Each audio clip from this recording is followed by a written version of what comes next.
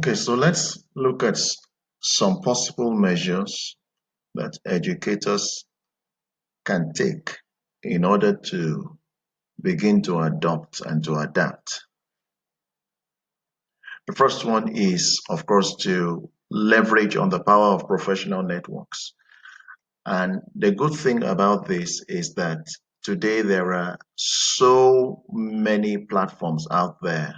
Okay, you've got Facebook platforms, you've got WhatsApp platforms, um, so many of them um, that seek to promote teachers. And some of these groups offer free services, like the sort of workshop that we are having right now. So you can leverage on these groups and learn as much as possible from them. Of course, you also need to focus on creating lessons that engage all your students, all of them, not just the smart ones. And so in designing your lessons, you are mindful of the typical slow learner. You are not just focusing on the fast learners. Your lesson should be able to take care of a range of learners that you are likely to have in your class.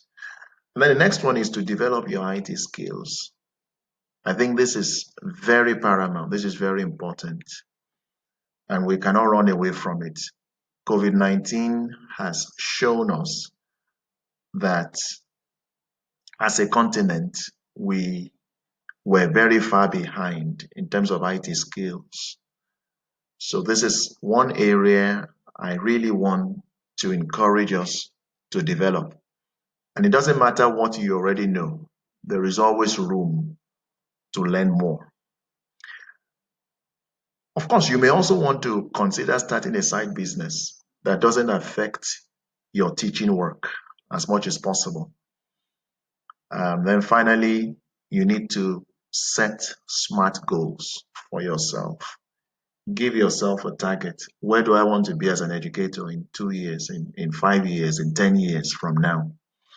And work towards achieving those goals.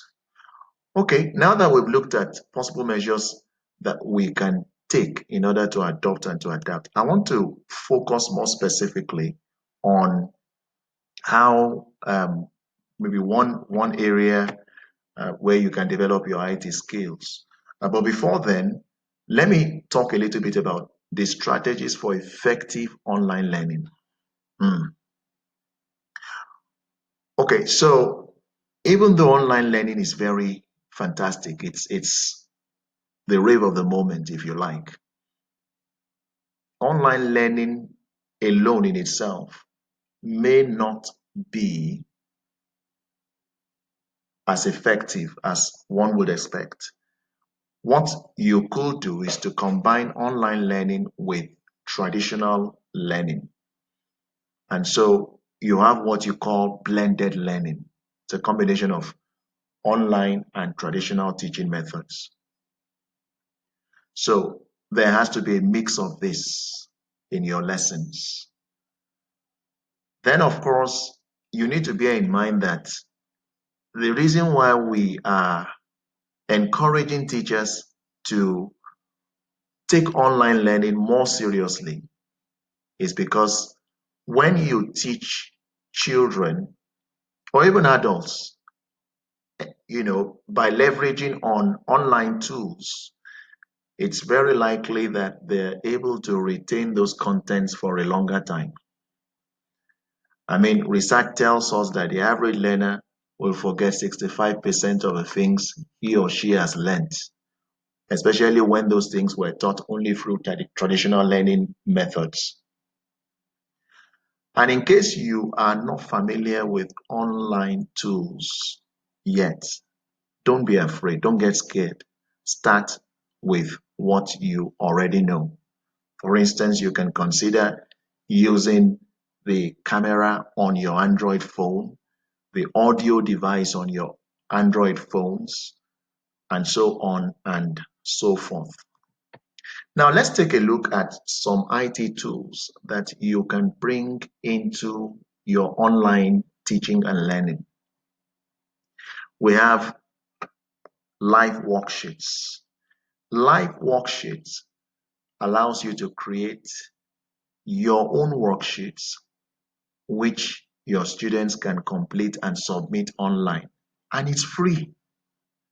All you need to do is to um, download that package and sign up and then begin to use it. Next, you have Loom. Loom allows you to quickly create and share videos, and there is a free version of Loom which you can leverage on. By the way, Loom is what I have used in some parts of this workshop, which I believe you must have seen.